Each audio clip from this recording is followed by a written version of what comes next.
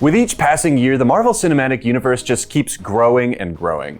With Disney Plus shows introducing more characters and new movies every few months, it feels like, there's no doubt that Marvel is going to be here for a long time. For comic book fans like myself, this is a dream come true. And as a gemstone fanatic, I cannot wait to see what other gems and jewelry are going to be shown.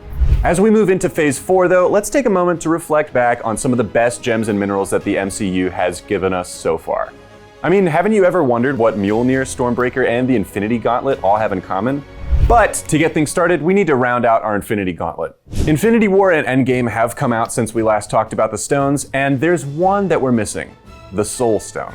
While there are lots of great options for an orange gemstone like Spessartite, Sunstone, or Fire Opal even, I think the best gemstone to represent the Soul Stone is without a doubt amber.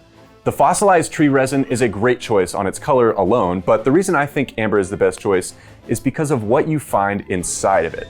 If you've seen Avengers Infinity War or Avengers Endgame, then you know that, spoiler alert, the only way to get the Soul Stone is to sacrifice that which you love.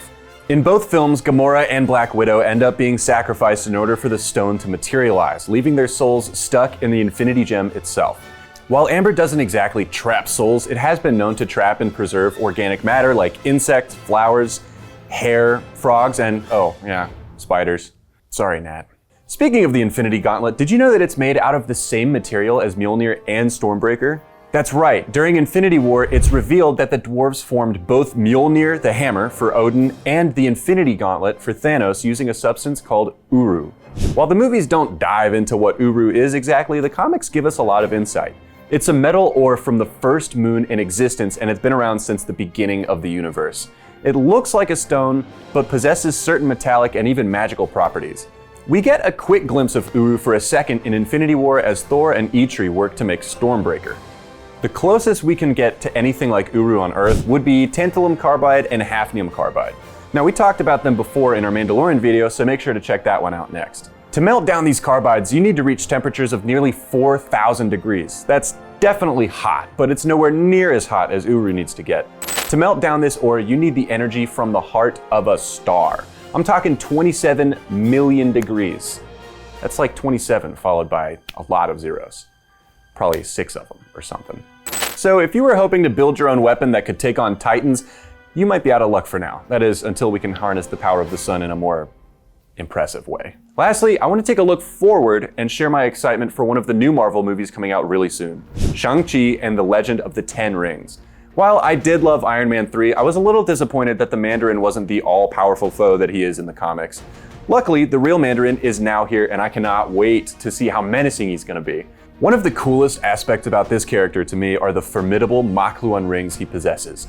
Each individual ring contains an immense and unique power, and most likely a unique gemstone to go with it.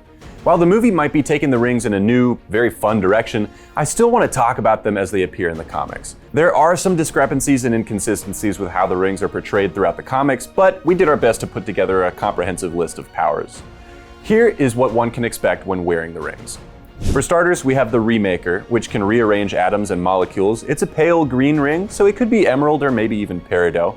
Influence, which projects powerful energy blasts, is a golden yellow that suggests sunstone. Spin probably has a sapphire and can manipulate air, levitating objects or the wearer. Spectral, a red ring, releases a disintegration beam that destroys the bonds between atoms and could be red diamond, given that diamond has some of the strongest atomic bonds in the world. Nightbringer might be my favorite looking though. It's got either amethyst or a really color-saturated tanzanite, giving it a midnight purple or black kind of look.